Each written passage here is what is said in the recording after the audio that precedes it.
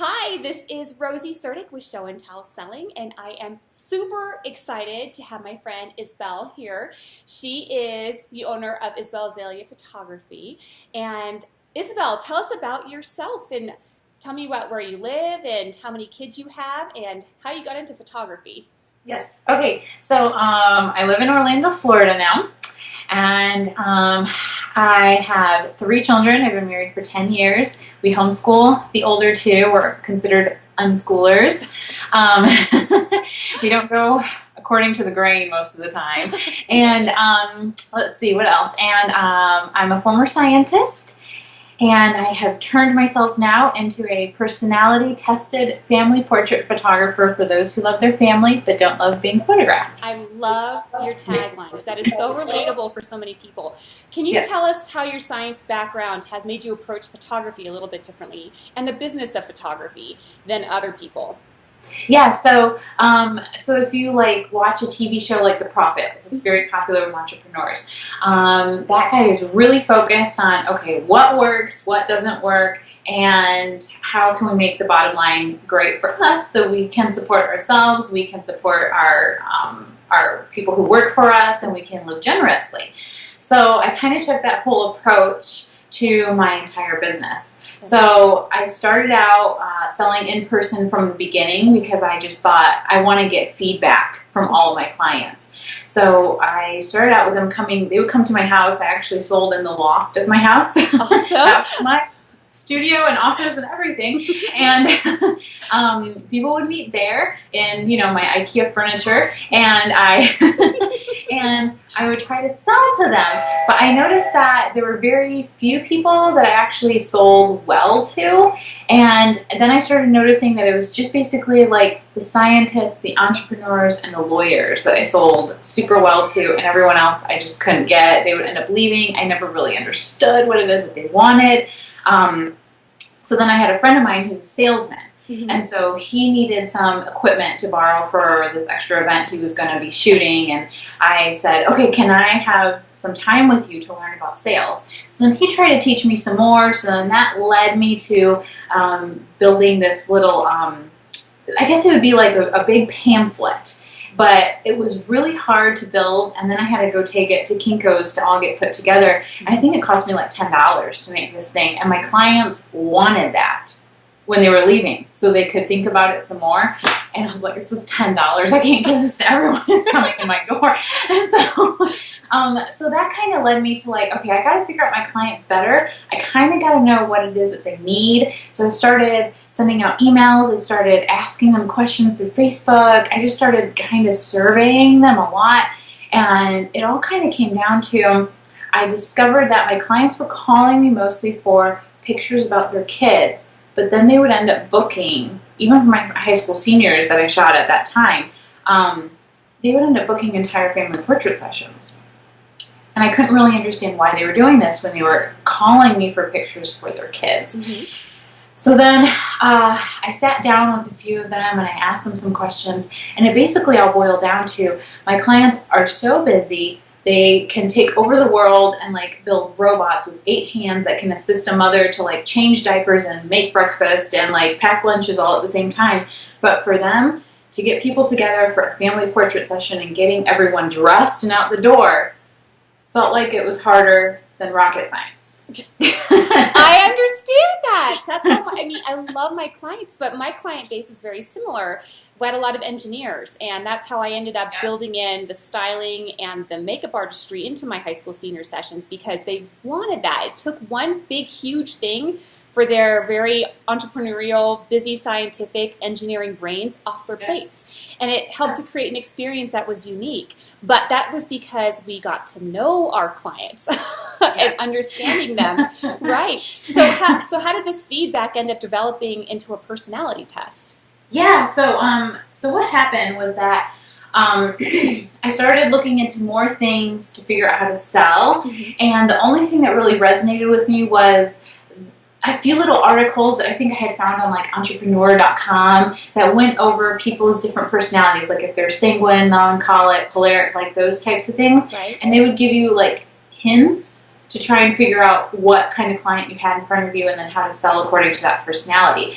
but the hints still weren't specific enough for me. Mm-hmm. And so then I started asking my clients again, like, how do you go to the grocery store? Because I wanted to have something that was very relatable. And so then they would tell me how they went to the grocery store, or they have people deliver their groceries because that's just too much work for them. You know what I mean? Yes, yes. And so I kind of, I started taking just that everyday stuff that moms just have to deal with. Mm-hmm. And I turned it into this personality test. And, I actually started with brides because actually weddings at that time made me the most amount of money. But all of my brides were 10 years older than me. So they had more experience just being adults. Interesting. That's interesting in itself that you're attracting older brides. Yeah, all of my brides were older than me. It was good that my husband would be around a lot of times when they would come over to my house because my husband's 11 years older than me. Wow. So then they would talk with my husband and they would think that we must be the same age, but I felt like a kid compared to them. Because I was in my early 20s, and so it was like... Yes. Felt like this little kid because I had gotten married early and all that stuff, and so so I started with the brides, but then I felt like the groom would sometimes trip up the sale, so then I made one for the groom, and then I immediately went into the family portraits because then they got married, and since they're 10 years older than me, they started having kids right away, and so then family portraits started. So then I had to start doing this for moms and dads, and then. I went through this whole cycle of my high school seniors and headshot, all of that I did. Yes. And so I kept on changing the personality quiz to meet each different type of portrait session that I was going to have, and each type of client that I would have. So like my high school seniors, there's a quiz for the high school senior, but then there's one for mom and there's one for dad. Wow. And all of them have the same themes going on in their questions, but they're made completely differently so that the high school senior is completely relatable and the mom is different and it's completely relatable to her. Does that make sense? Absolutely, because I work with high school seniors, and every time I get onto an ordering session, you're dealing with 3 different personalities. Or Yes. the daughter and the mother will be similar, or the daughter and the dad will be similar, and the other one will be totally different. So it makes it a little difficult because they don't always communicate the way that you hope they can communicate with Yes. each other during and before a session, so that way it avoids awkwardness during the in-person ordering session as well. I've always told my people I coach that questionnaires or meeting with people ahead of time is just so important. Do you offer it just online, or do you do the personality test in person with them as well? How do you follow up with them? How does that work? Yeah. So with that one, I don't really meet in person now for my pre-consultations anymore because I've kind of like narrowed this down to like this scientific method that I can do it over the phone now. And then a lot of my clients live far away or they're coming into Orlando, so it's kind of like my clients are all over the place now. I get you. Yeah, so I've made it work for me, but back then what I did is they would actually come in and I would meet them and shake all their hands, and I would actually sit them down in my office right away and I would say, hey, I've got these personality quizzes here for you. Can you go ahead and take this? What do you want for a snack? And then they would tell me, I'd go get the snack. And then when I'd be coming back, they'd be like a little over halfway through the quiz. They'd finish it up. They'd see what their answer was, and then they'd laugh about it because they'd be like, yeah, that's totally me. I don't know how to dress myself, but like I can tell you exactly how much money we're going to spend on this. That would be my husband. Yeah. So then they'd laugh about it, and then we kind of just had our affinity right there. Like, in sales they tell you find an affinity, but I had my affinity right there that I knew Dad was the analytical and Mom was the big picture, so Mom was going to know what kind of art she wanted to hang in her house, but Dad was going to be worried about what am I going to wear and is this going to be a lot of work? You know what I mean? Absolutely. Yeah. Now, do people tend to take it really well? Has anybody ever fought back with you on the results, or do they just kind of shrug and say, wow, you got me in 5 minutes? Like, how does that work? Yeah, I've had everyone but one take it extremely well. Everyone laughs about it and just says, yeah, that's me, and and they move on with it. I only had one client give me pushback from it, and that was the actually one client that I've gotten who never paid for their pictures. Like, it was just that one fluke. Yep. We all get them. Absolutely. No, I understand that. And after you've been in business long enough, honestly, you're not going to make 100% of people happy. As much as you try, there's always going to be sometimes a personality difference, like you said. So Lisa's personality quiz it does. It seems I had asked you before as how much time it takes extra, and we'll get into this next. But it seems like it would actually kind of cut out the awkward middleman that sometimes happens when you're on a session and you realize you're meeting the mom or the dad for the first time and you just don't click. And you can understand through doing the personality quiz how you can probably compensate for that. Is that how it works? So they kind of anticipate that so you can think about how to make this the best experience for your clients beforehand. Can you tell us about how much extra time you think it takes? Does it take extra time on the front end or on the back end? Does it save time at the ordering session? How does it work? Yeah, I feel like at the front end, just this personality quiz in itself takes an extra probably 10 minutes. Wow. That's nothing. Yeah, that's really though nothing at the whole, you know what I mean? Because I hear of other photographers that are dealing with like 3-hour in-person ordering sessions because they can't make up their mind and all this kind of stuff. So I feel like the extra 10 minutes for that personality quiz is nothing. Yeah. For like well, it seems like it really does save you time at the end. Can I ask how long your ordering sessions on average take? When I get 2 analyticals, that one is typically like an hour and 25 minutes. Okay. When I get big picture, so this person is very good with the analytical side and the creative side of a portrait session, and I get an analytical married together, that is my most average client group that I get. Yeah. That group is like an hour. Okay, and that's honestly, that's about right, because I know my husband's more analytical. I would say I'm more big picture. And you're right. After being married to my husband for 11 years, I kind of know what to say to make sure that he doesn't flare up for something silly, and then I can make sure I get what I want. I'm just being, and he trusts me. He knows that if I have certain pieces of art envisioned, we've already discussed it. But even for people who don't discuss it, it sounds like you've already kind of figured them out, so you can make sure to anticipate that before the ordering session. Yeah, I can anticipate the things that they're probably going to want the most, and it just makes ordering a lot easier, and then it makes helping them get themselves ready for the portrait session easier, because then I know that like if I have 2 analyticals, they're going to need a lot of help with like getting dressed, and so like I actually offer another personality test too. That one actually teaches me how to dress the client. Oh, wow. Yeah, so that one will teach me, if that one has creative, creative, then problem solver, peacemaker, and perfectionist. Wow. So creative likes to wear lots of colors, problem solver is a lot of earth tones, peacemaker is soft, like muted colors, pastels. Yes. And then my perfectionist is going to be a lot of black, white, and red. Wow. I'm kind of looking past you at my family portraits, and I had bolder colors. My husband's wearing earth tones, and my kids are a mixture of both. Yep. That's interesting. I never thought about that. Well, that's cool, because my husband, if he had to go shop, he would just be like, I don't know what to do. He's lucky to have me, because I do tend to pull things together really well. But I'm sure if there were 2 people like him married, they would need your help, and they would need to be able to have you make the decision for them. So that's fantastic.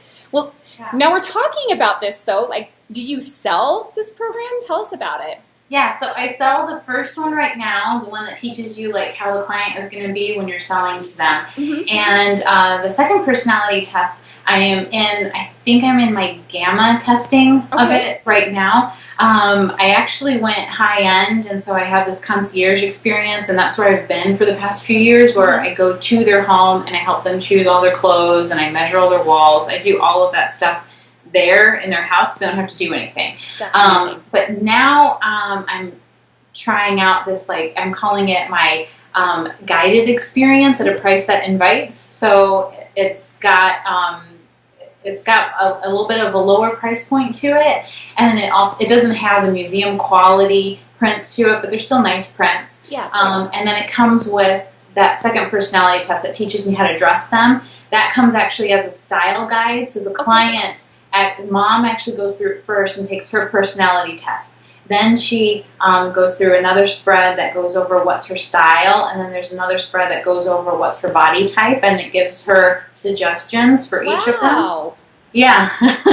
So it goes really in depth, because I've seen lots of style guides that just have clothes and they show the families together, things like that, how to pair things in together. But you're more comprehensive for the actual consumer, because you're thinking about them as people. For the viewers, I want to show you how scientific she is. I love this. She actually has a flow chart that talks about the concierge experience and the guided experience. But remember, she is dealing with people who are scientists and engineers. This is their love language. They need to be able to see something like this, because this is how they think. So she really thought about every step of the experience, even down to how she addresses her session experiences to her clients. So this is really awesome. And how much time did it take for you to think about these concepts? I know you mentioned you kind of in business, then went out of business. You're both in science.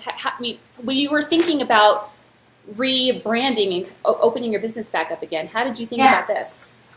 So what happened was that when I kept on going back to my clients, I basically discovered that I'm kind of a chameleon with my clients. I can conform myself to whatever it is that they need. So like with my high school seniors, like they needed really high fashion stuff. So I even made like a big fashion show. We get like 400 people there for the fashion show, all this stuff.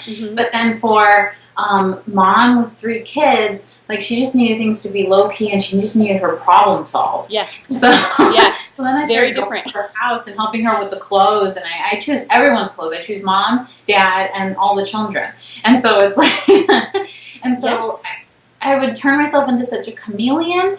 And then I started hearing from I started looking at photographers and painters who make a lot of money off of one sale of one portrait. And I noticed that what it was that they were doing was something that people would consider, oh, this is true art. And not that any of us don't do true art, but it's just people are willing to spend more on something that's just completely unique and different. So for my concierge experience, now I take their 2 personality tests and I take from my questionnaire and I look for patterns. And I create a composited image for them that's completely unique to them, based upon their desires for life, their goals, and then their personality tests. And so then for that one, I was like, okay, here I've got my unique thing. But then I started getting back into the photography industry, and the photographers were asking me how to go and help their clients with clothes because they're having a hard time with it. And I kept on telling them, go to their house, get to know them, because when you walk into their house, you learn a lot about them. Yes. But a lot of them were like, I'm not willing to charge that much, or I'm scared to charge that much. Whatever it was their problem. And then all of a sudden, at 3 a.m. one night, it just dawned on me, why don't I make this into another process that can be put into a little guide, and then they can edit it in Photoshop, and then they can give it to their clients, and then their clients can do it for themselves. And then they don't have to have extra time in their week to go to the clients' homes and all of that stuff. Yes. So, yeah. Well, you made it kindergarten easy for that. Yes, it's all about being simple and authentic, but you're still keeping the client on the forefront of your business with this, and you're putting the emphasis. We were chatting a little bit before the discussion about how really so many photographers put their focus on their business and not enough on their clients. And clients are the ones who bring in the business by taking extra time and making them feel like you're solving their problems or that you're making it simple for them and you're doing something amazing. They will pay you for it, and they will gladly refer you out to their friends who tend to be pretty similar demographically to them. Exactly. So I think it's a self-fulfilling, amazing thing, and it just is simple and authentic. How can they buy this program from you? So the first one is now on my website. It's Isabel, Isabel, Azalia, Azalia.com. And then click on the link that says for photographers, and it'll go over it. And then at the bottom, there's a code that you can get to get 50% off right now. Wow, that's great. Yeah. So go IsabelAzalia.com.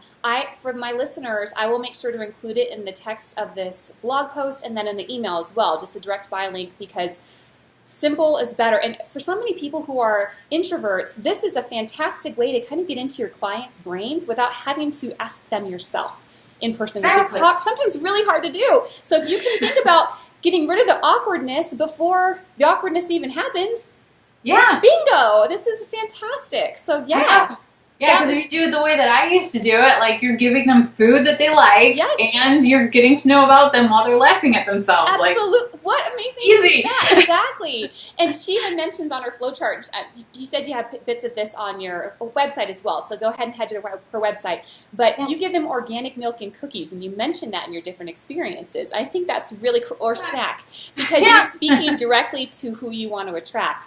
Have you ever had a client who has come to you and you took their personality test and you're like, whoa, like you had to almost fire a client before you've ever hired them? Or do you just say, okay, this is what I'm seeing from this person, this is how I need to make sure I talk to them? What is your approach when you see kind of red flags, if you see red flags? So there's the fourth one, the mystified client. Mm-hmm. I've gotten a few of them. I tend to average once every 18 months I get them, because I'm typically getting, these scientists who are big go-getters in life. Those are my clients, because that's who I used to be too. Or I guess I still am, because I am an entrepreneur. But when I get those mystified ones, and if you're getting them a lot, if you buy this quiz and you're getting them a lot, you need to rethink your marketing somewhere, because it is a lot more work to get the mystified ones. They can be great clients. I've had mystified ones who are just wonderful, wonderful clients. Mm-hmm. But that one client who never ended up paying me, mystified. That's, what? And I'm wondering now I've had one client who, it was awkward from the beginning, and then the sales session, that was one where they actually had me ask my very first payment plan, and they ended up not paying me because it was a wreck. But if I had known that before, I would have probably reapproached things very differently with that client. And, the funny thing is now some of my biggest lessons have come from that person. But but if I could have anticipated him before he walked through the door with his daughter, I would have probably I would have taken things differently, and I wouldn't have my stories though. So I guess and then it's really good. They always say have every person who makes a decision there in the room when whatever is going on.